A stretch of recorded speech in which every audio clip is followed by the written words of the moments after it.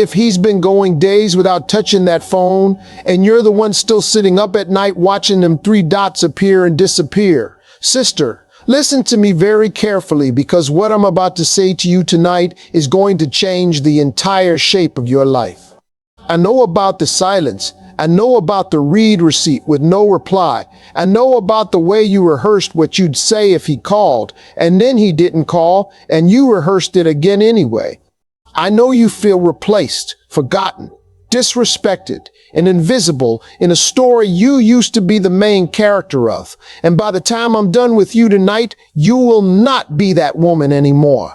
But before I tell you exactly what to do, you need to understand what's really happening in his mind. Because once you see it, you'll never look at this situation the same way again. Now come here. Sit down with me for a minute. Before we get into any teaching, any laws, any playbook, I need you to know that I see you. I see the woman behind the smile you wore at work today. I see the woman who put on lip gloss for a text that never came. I see the woman who has not slept a full night in 3 weeks because every time she closes her eyes, her mind starts writing the message she swore she wasn't going to send. Let me tell you what I see when I look at you. I see a woman who checks her phone before her feet hit the floor in the morning. Before you thank God for waking you up, before you drink a sip of water, before you even sit up straight, your hand is already reaching for that glass rectangle on the nightstand, praying his name is on the screen. And it's not. And something inside your chest drops. And you tell yourself, it's fine, it's early, he's probably still asleep. And then you go about your day pretending that little drop didn't happen. I see a woman who wore a dress today that she used to wear for him, and nobody knew it. You didn't tell anybody. You just put it on, looked in the mirror, and for a split second you imagined him seeing you in it. And then you caught yourself, and you got mad at yourself for imagining, and you put your earrings in with a little more force than you needed to. I see a woman who has read the same 3 text messages from him 100 times. The last one he sent, the one before that, the one from 2 months ago when he said something sweet, something that made you feel chosen. You've analyzed those messages like a detective in a courtroom. You've dissected every comma, every emoji, every lol. You built entire theories about what he meant and what he didn't mean, and none of it has brought him back, and none of it has brought you peace. I see a woman who muted the notifications so she wouldn't jump every time the phone buzzed, and then unmuted them an hour later because she was scared she'd miss him if he came back. You felt that, didn't you? I see a woman who has cried in the shower because the shower is the only place where nobody can hear you, and the water washes the evidence off your face before you have to be somebody's mother, somebody's employee, somebody's friend, somebody's daughter. You cry in there. You lean on that wall, and then you turn the water off, dry your eyes, and go be strong for everybody else in your life who doesn't even know you're bleeding. Beautiful. I know about the birthday that just passed, and he didn't call. I know about the holiday that just passed, and he didn't call. I know about the anniversary that only exists in your memory now, and how you sat on the edge of the bed at 11:47 p.m. waiting to see if he remembered, and he didn't.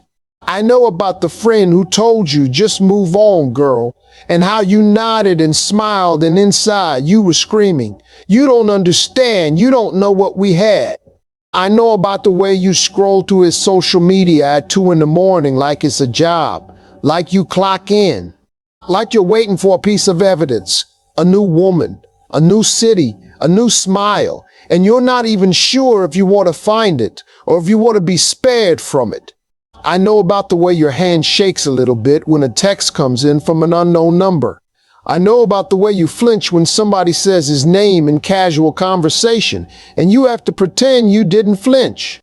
I know about the version of the story you tell your girlfriends, where you're doing fine, where you're focused on yourself, where you're healing, and the version you tell yourself in the dark, where you'd still take him back tonight if he called.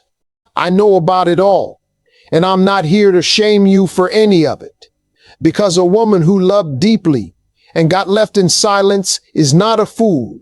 She is not weak. She is not desperate. She is a woman who invested in what she believed was real. She is a woman who kept her word even when he stopped keeping his. She is a woman who was faithful in a season where faithfulness was not being returned. And that, sister, is not something to be ashamed of. That is not to be honored and then healed. Now I need you to hear me on this one, because this is the last thing I'm going to say before we get into the truth. Your pain is real. Your pain is real. Your pain is valid. Your pain is not exaggerated. Your pain is not too much. Your pain is the receipt of a heart that showed up.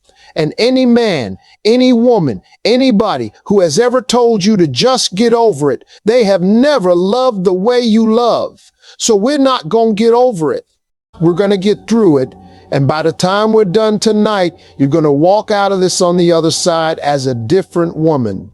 But here's what happens next. And I need you sitting down for this part, because now I got to take you inside his mind. I got to show you what's actually going on in that silence. And once you see it, once you understand what he's really doing and why he's really doing it, you will never, and I mean never, beg for another crumb in your life again. So don't move. Now listen to me carefully. Everything you have been told about why he's acting like this is wrong. Everything.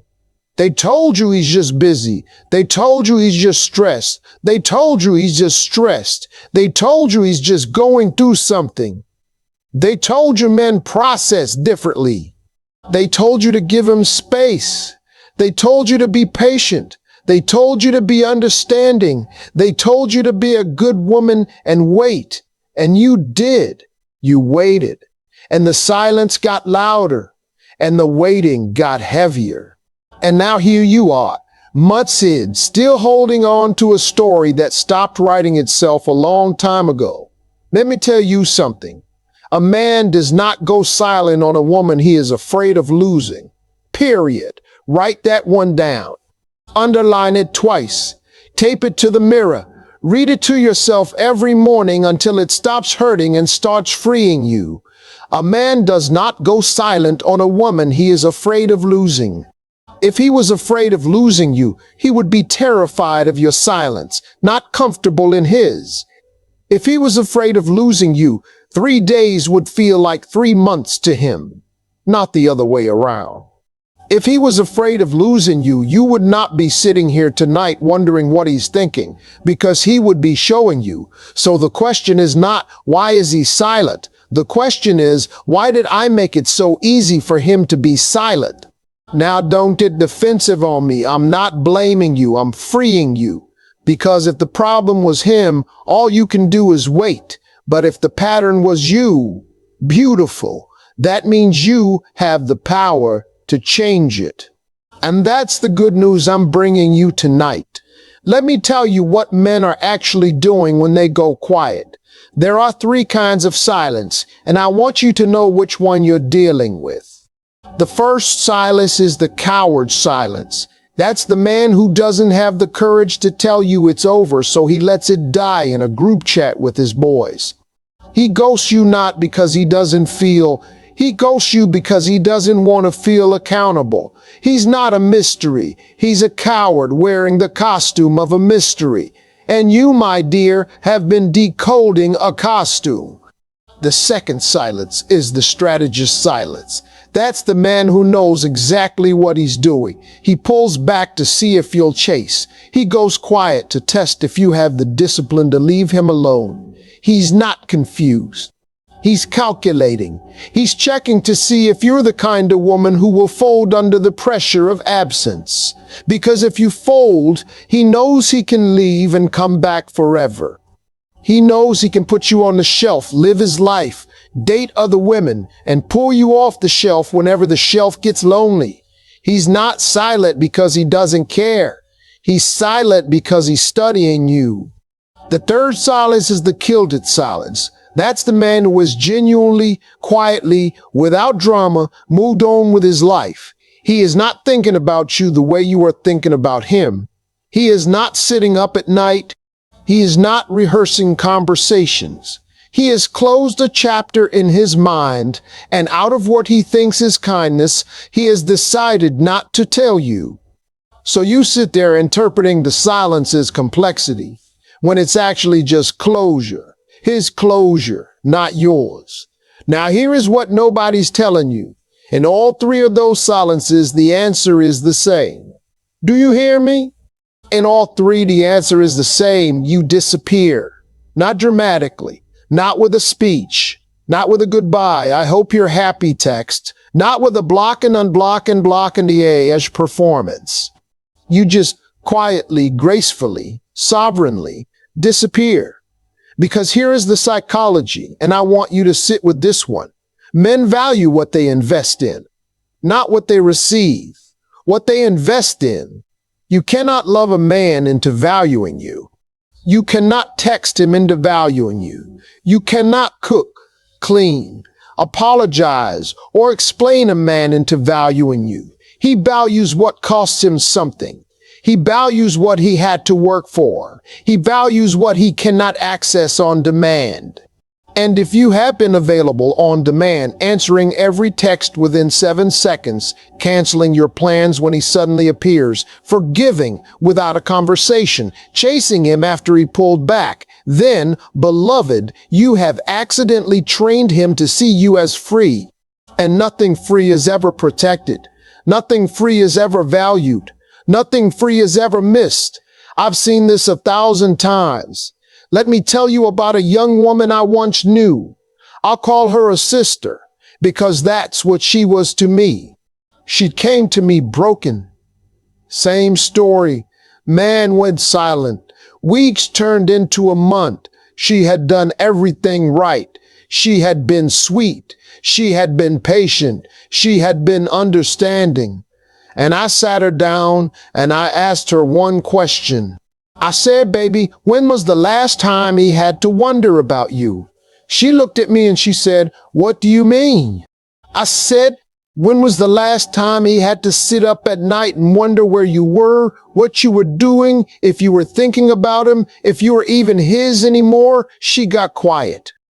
And then she said, never. He's never had to wonder. That was the whole diagnosis. Right there. A man cannot miss what he never had to wonder about. He cannot fear losing what he was never at risk of losing. He cannot chase what has never walked away from him. And here's the part they don't want you to know. The part I've been waiting to tell you. Men do not return to love. Men return to loss. Men return to the silence they cannot control. Men return to the woman who became mysterious to them again. Not because she was playing a game, but because she went and got her life back. The moment you become unreachable, he becomes obsessed. The moment you become unavailable, he becomes attentive. The moment you become unbothered, he becomes uncomfortable every single time, period. Now watch this, because this is where it changes. He is not silent because you did too little. He is silent because you did too much, too soon, too often, for too long, without requiring anything back. You overwatered a plant that was already dying. You kept the lights on in a house he had already moved out of.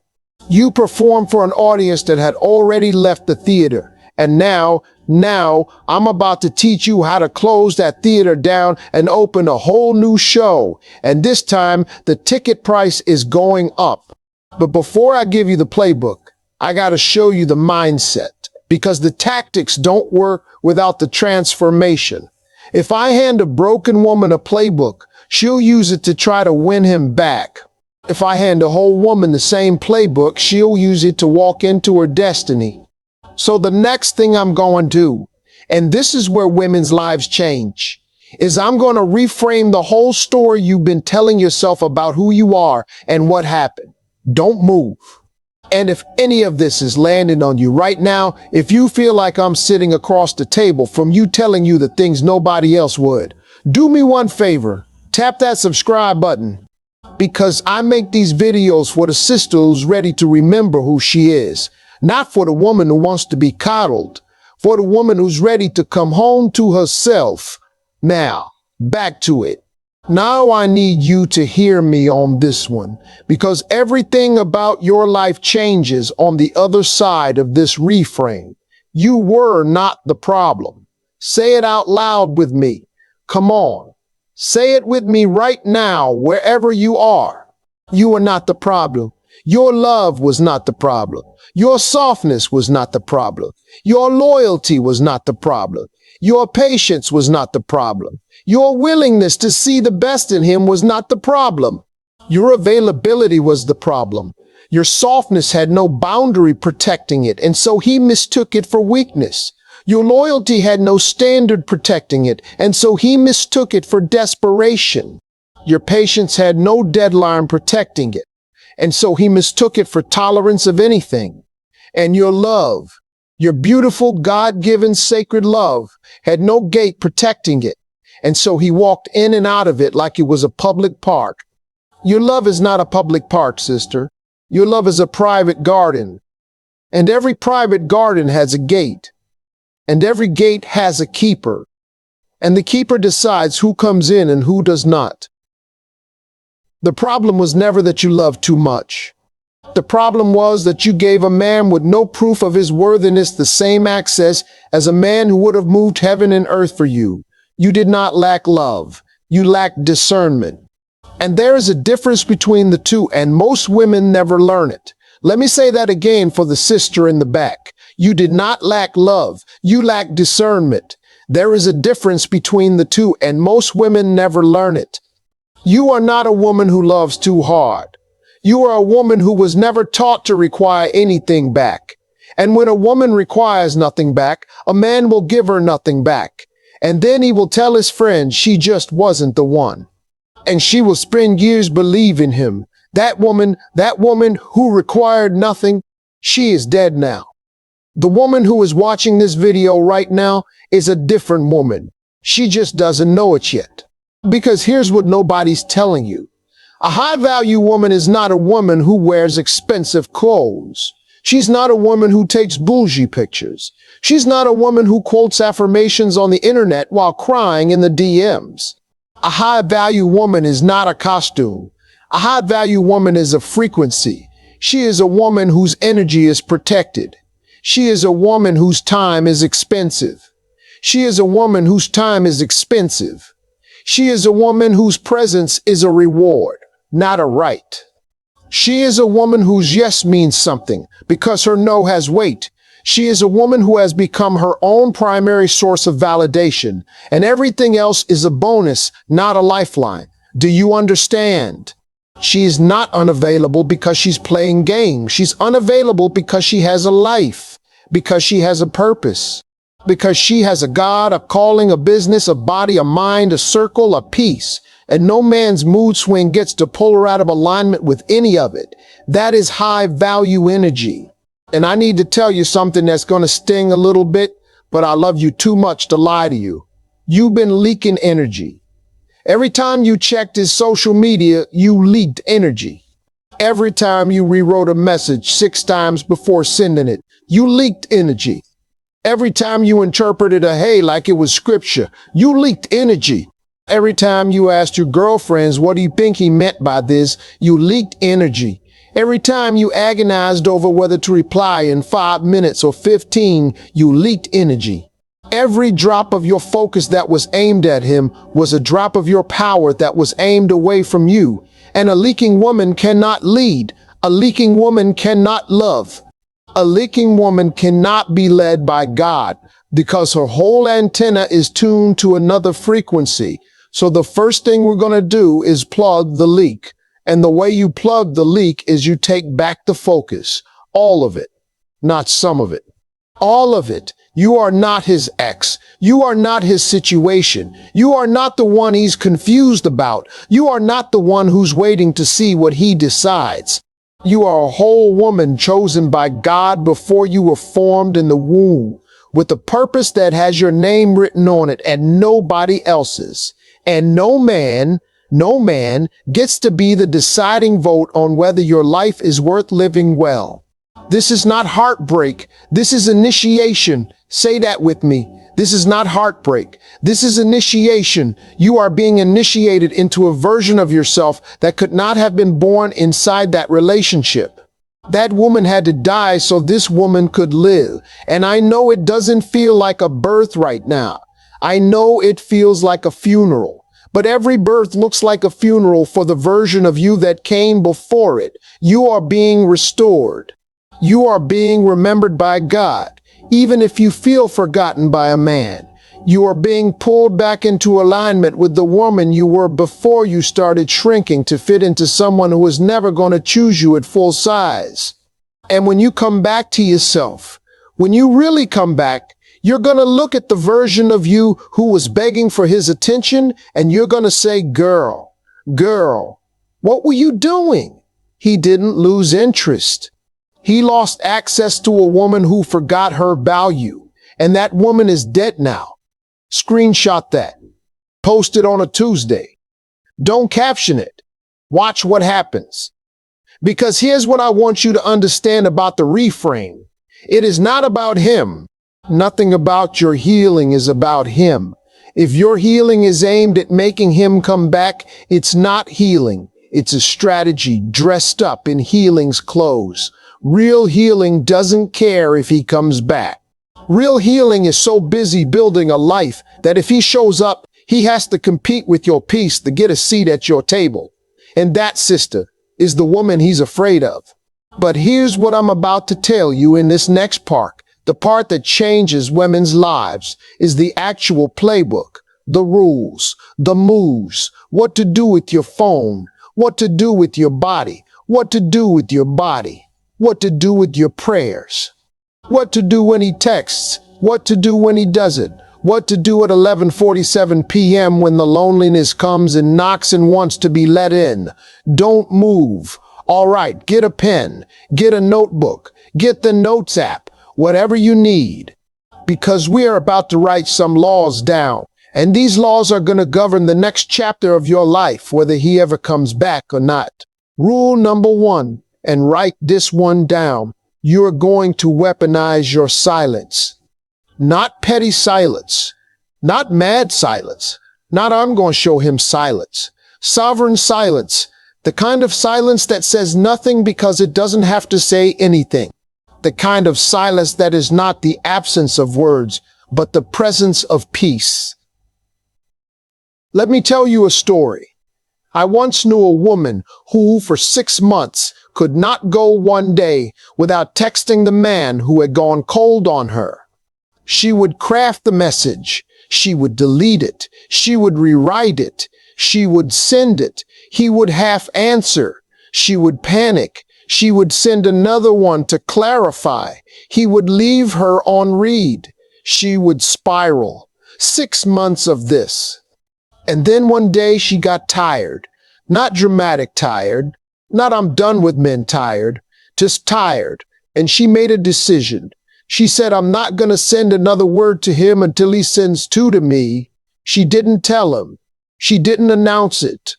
She didn't post a cryptic quote. She just stopped. For the first 2 weeks, nothing. He didn't notice. Or maybe he did and didn't care. Either way, she felt worse before she felt better. Week 3, she felt the itch. The finger hovered over his name, and she prayed instead. She said, God, hold my hand and not my phone. Week 4, something shifted in her spirit. She started sleeping through the night.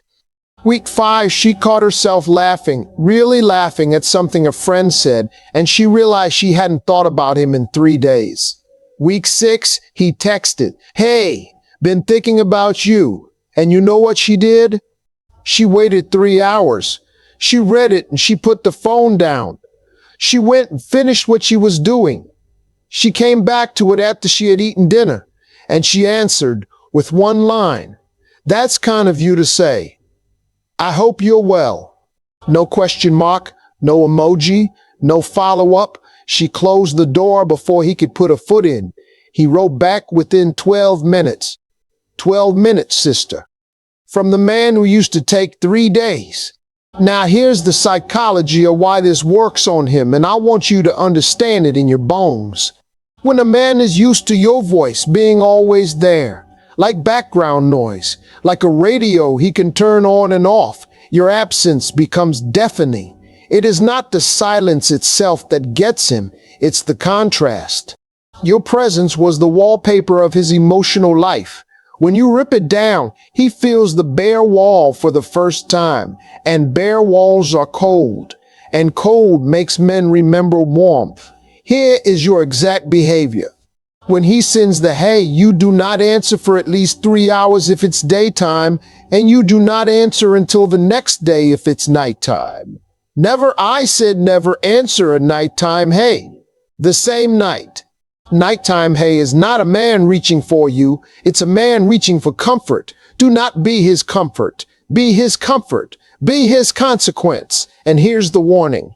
If you skip this rule, if you break silence too soon, you teach him that all he had to do was wake you out. And once he learns that lesson, sister, you will teach it to him for the rest of your life. So we don't break silence, we use it. Silence is your weapon, and I need you to hold it like a queen holds a scepter. Understand? The second thing you're going to do, and this is where most women fail, you are going to remove yourself from his line of sight. I don't mean block him. Blocking is loud. Blocking is emotional. Blocking tells him you're still in the story. What I mean is far more powerful than blocking. I mean disappear from his feed. Disappear from his story views. Disappear from the places he expected to see you. Not with the slam of the door, with the soft click of a woman who simply had better things to do than perform for a man who wasn't paying admission. Stop watching his stories. Stop liking anything of his. Stop showing up in his DMs to send him a meme as friends. Stop being CC'd on his life. If you have to unfollow, unfollow. If you have to mute, mute. If you have to log off for a season, log off. Let me tell you what happens in his mind when you disappear from his feed. The first day, he doesn't notice. The third day, he notices. The seventh day, he wonders. The 14th day, he checks. He clicks on your name. He scrolls. He looks for evidence of you, of your life, of whether you're okay, of whether you're with somebody, of whether you still care. And the moment he clicks on your name, sister, the power has shifted, because now he is the one wondering. Now he is the one interpreting. Now he is the one sitting up at night trying to figure out what you meant by not posting anything at all.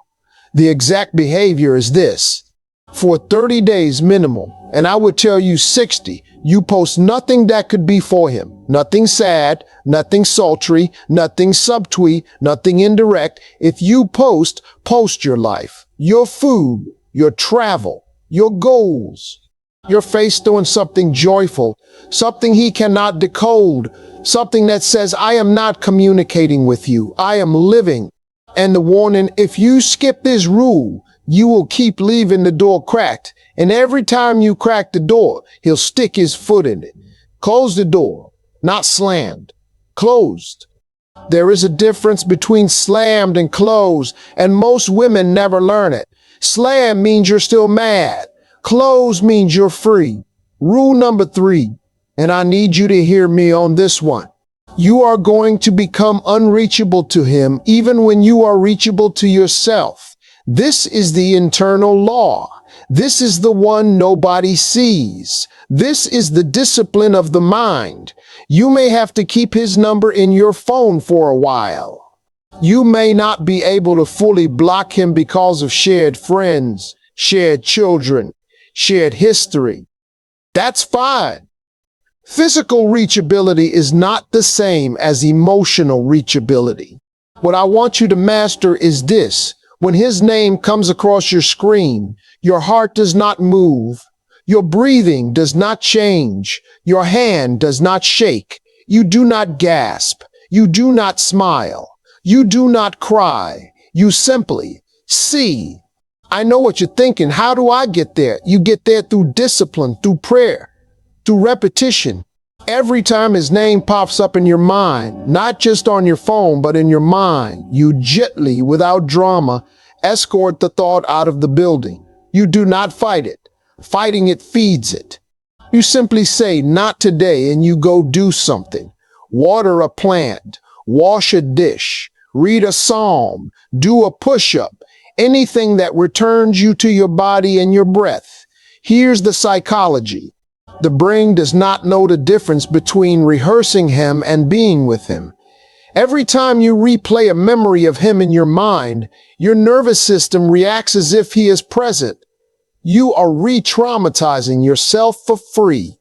Nobody is charging him for this rerun. You are running it in your head, and he doesn't even know you're playing it. Turn off the movie, the exact behavior. Every time you catch yourself thinking about him, you say out loud, I release you.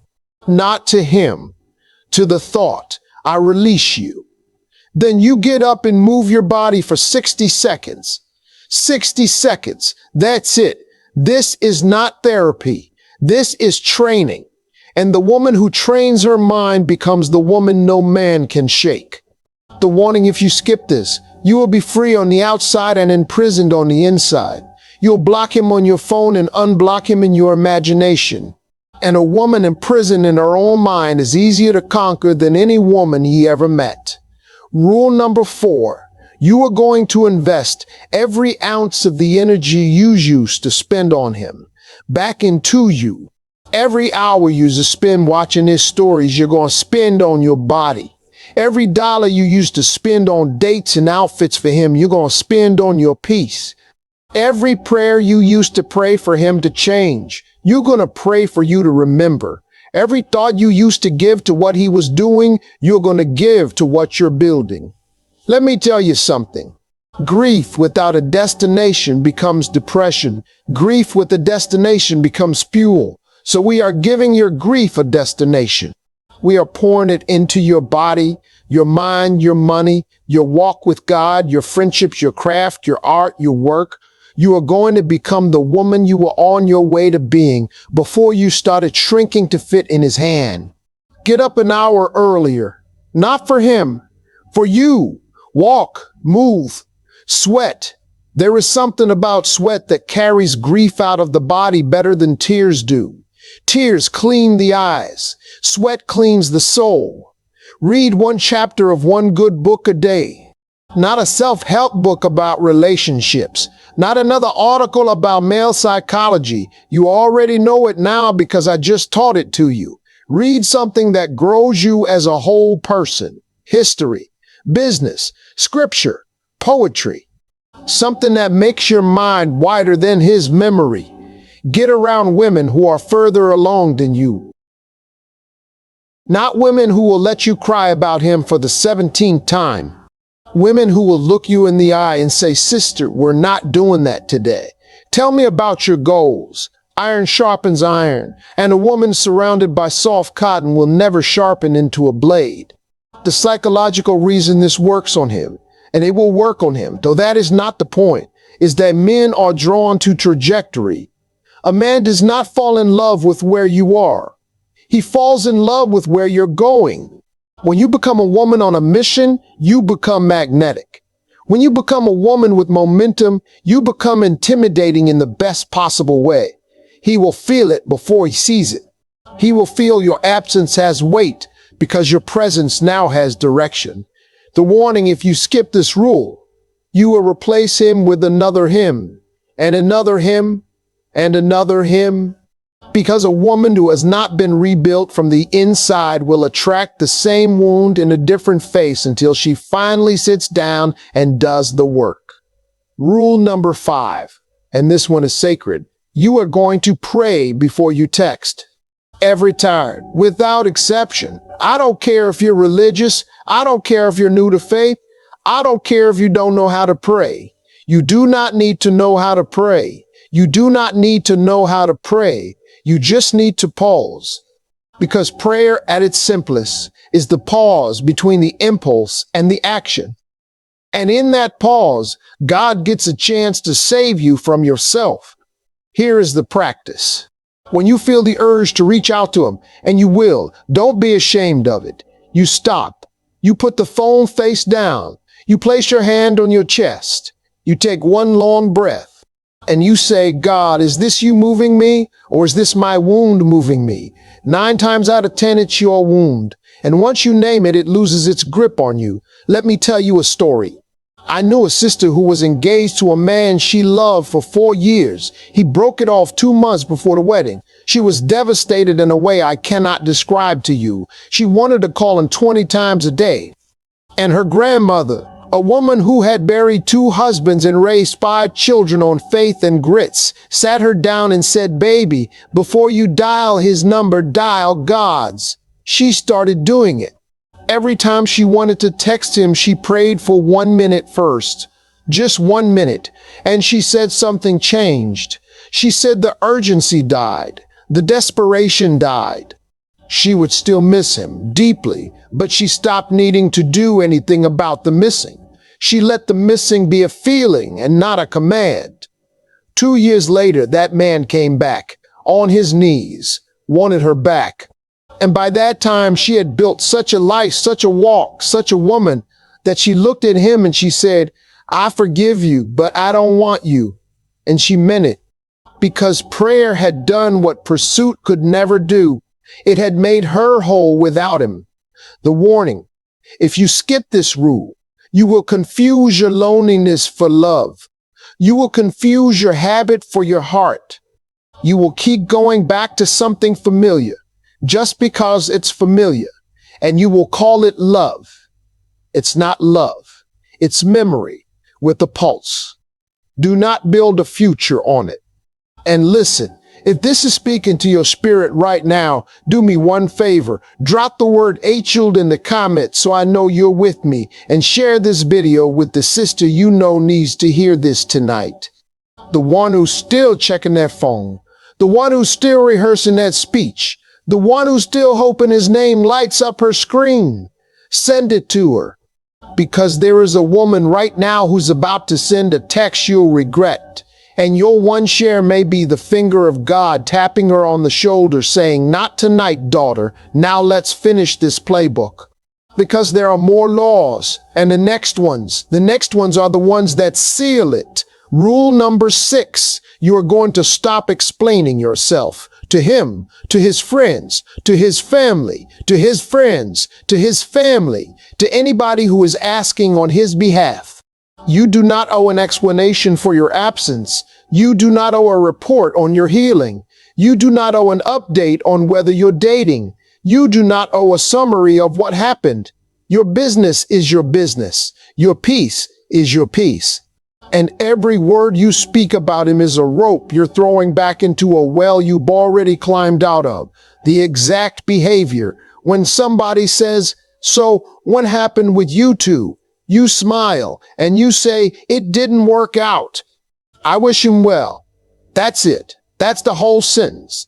You do not elaborate. You do not defend. You do not justify. You do not gossip. You do not confide in his cousin who just wants to check on you. His cousin is not a therapist. His cousin is a leak. Plug the leak. The psychology. Every time you tell the story, you re-enter the story. Every time you defend your side, you keep the case open. Silence closes the case. And a closed case cannot be reopened by anybody but the judge. And sister, you are the judge now. The warning: if you skip this rule, your story will get to him before you do. And when it gets to him, it will be edited by everybody it passed through, and he will use whatever version he hears to justify whatever he was already gonna do. Take the story out of circulation. Take yourself out of the news cycle. Rule number 7. You are going to become boringly consistent in your new life. Not exciting, not dramatic, not look at me healing. Boring, steady, predictable in your discipline, unpredictable in your outcomes. Wake up at the same time. Eat well, move your body, pray, raid, work, rest, repeat. This is not glamorous. This is not what heartbreak recovery looks like on the internet. On the internet, healing looks like a solo trip to Bali. In real life, healing looks like a Tuesday. A random Tuesday where you didn't cry, didn't text him, drank enough water, went for a walk, and slept through the night. That Tuesday. That's what freedom looks like. The psychological reason this matters is that discipline compounds. One discipline week is nothing. One discipline month is a foundation. One discipline year is a whole different woman. You cannot see the change day to day.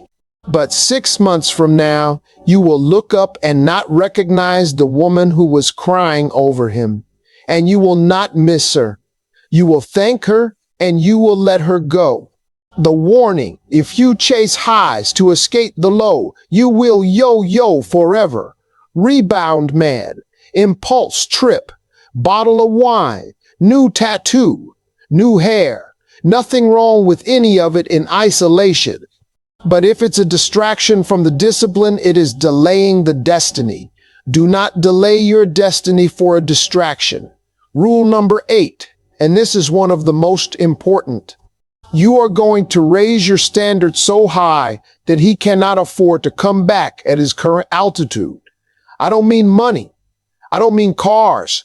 I don't mean lifestyle. I mean character. I mean consistency.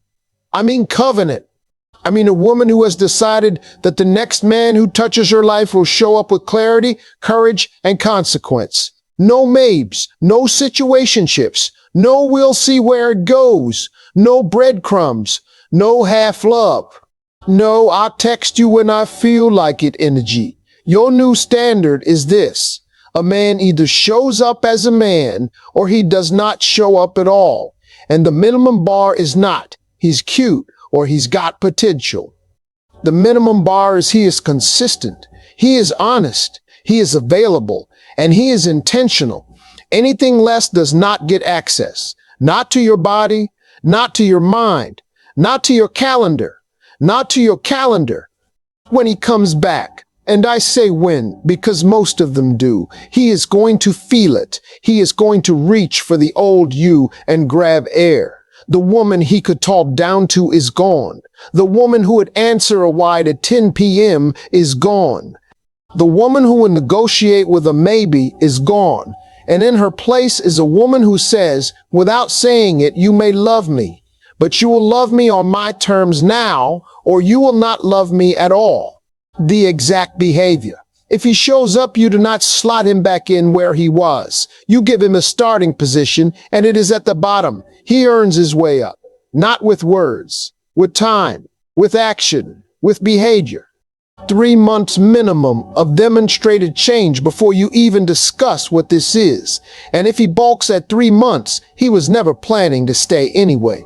The warning: if you skip this, you will let a man who broke you re-enter you at the exact same access level he had when he broke you. And he will break you again. Because a man does not rise to a woman's love. A man rises to a woman's standard. Write that down, read it twice. He does not rise to your love. He rises to your standard. And finally, rule number 9. You are going to be willing to lose him for good in order to become who God is calling you to be. This is the deepest one. This is the one that separates the women who transform from the women who cycle. Because everything I've told you tonight will not fully work if you're doing it to get him back. It might partially work. He might come back. But he'll come back to a woman who's still secretly performing, and he'll feel it, and he'll leave again, and you'll be back where you started, but older and more tired. The only way this works, really works, is if you get to a place where you would rather have your peace than his presence, where you would rather walk with God than sleep with a man, where you would rather be alone in your alignment than partnered in your compromise. That is the woman he cannot stop thinking about, because that woman is not for sale. That woman is not for rent. That woman is not on layaway. That woman is chosen, First by God, then by herself. And no man's confusion gets to shake her from that. The exact posture. Every morning you look in the mirror and you say, if he never returns, I still win. If he returns unchanged, I still walk. If he returns changed, he still earns. That is your creed. That is your posture. That is your posture. That is your protection. The warning. If you cannot get to that place, do not pretend you are there. He will smell the performance. Men can smell a woman who is playing hard to get versus a woman who is genuinely gone. Do not fake the frequency. Become it. Because here's what I'm about to tell you next. And this is where it all comes together. This is where the woman you were and the woman you're becoming finally meet in the same body, is the after picture. The transformation. What your life looks like 6 months, a year, 2 years from now, if you actually do the work. Don't move. Now come close. Come close to me for a minute, because I want to paint you a picture, and I want you to see yourself in it. I want you to see the woman you're going to be 12 months from tonight. She wakes up in the morning and the first thing her hand reaches for is not that phone. It is her chest. She lays her hand over her own heart and she says, "Thank you, God, for another day of me."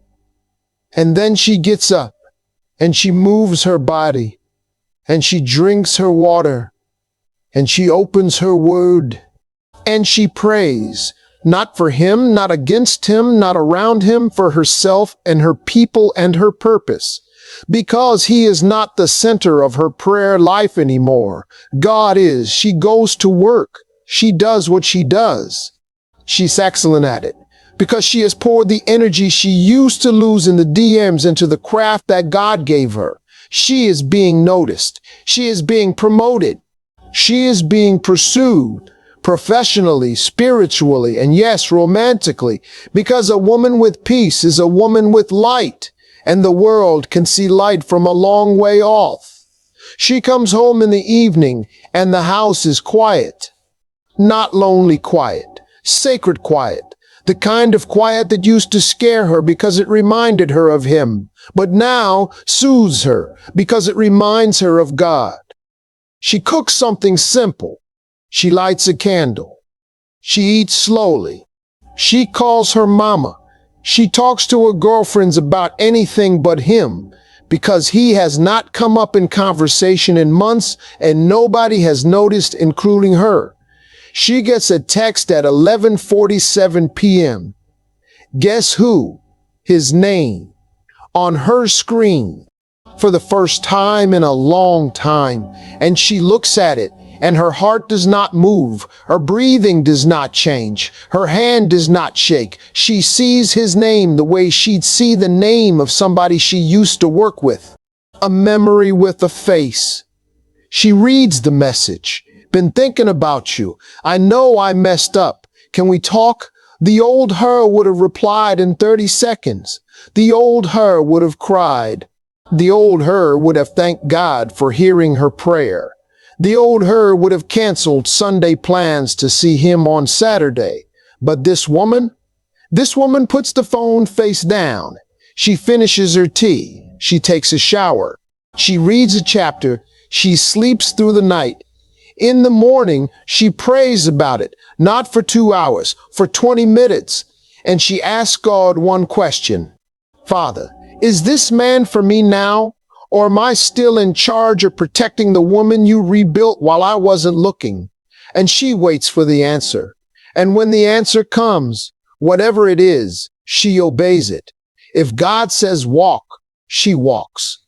Politely, kindly, without drama. I appreciate you reaching out. I wish you well. I'm not available for this conversation. Send.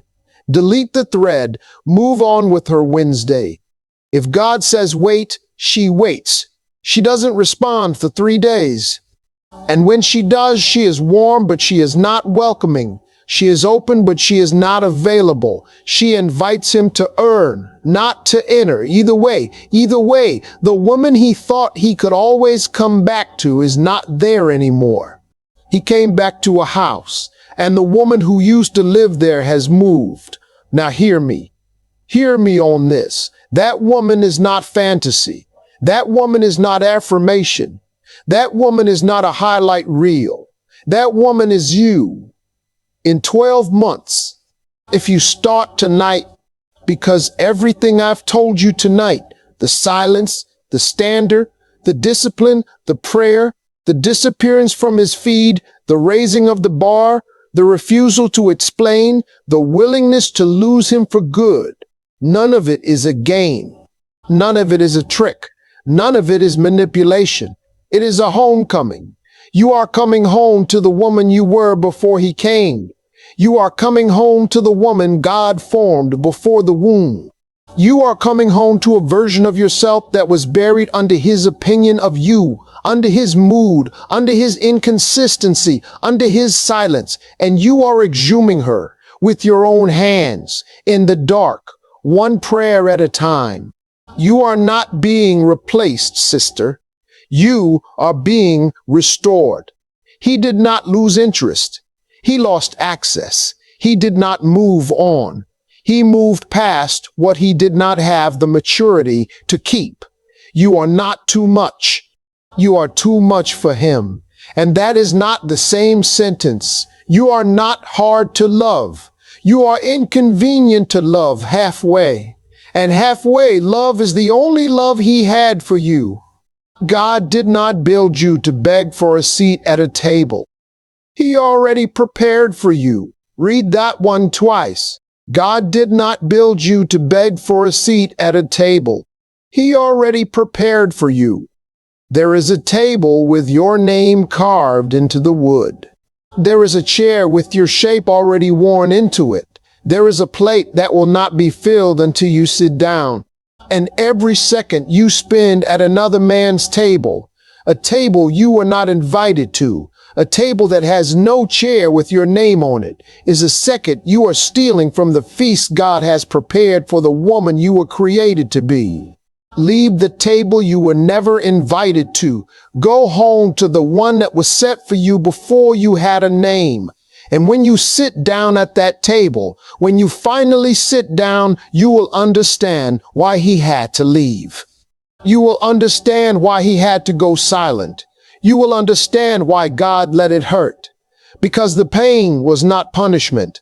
The pain was passage. It was the only way out of a life that was too small for the woman you were becoming. Bless him from a distance. Bless him for what he taught you. Bless him for what he could not give you. Bless him. And then close the door, not slam, but close, because there's a difference between slammed and closed. And now, my dear, you know it. I want you to make me a promise tonight. I want you to promise me that from this night forward, you will not beg, not with your words, not with your body, not with your energy, not with your energy, not with your silence that is really a weight. You will not beg. Not for his time, not for his clarity, not for his return, not for his love, because a queen does not beg.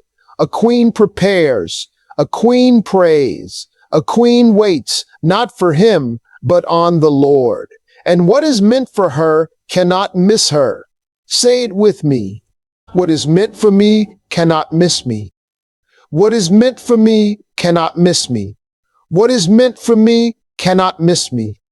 If he is meant for you, he will find you standing tall in your own life, and he will kneel to earn a place in it. And if he is not meant for you, praise God, because that means somebody better is on the way. And he could not get through the door as long as the wrong man was still standing in it. You are chosen. You are sacred. You are unshakable. You are the woman God had in mind when he said, "Let there be light." You are the woman the enemy fears because he knows a woman and her right position is a weapon he cannot disarm. Get in your position, sister.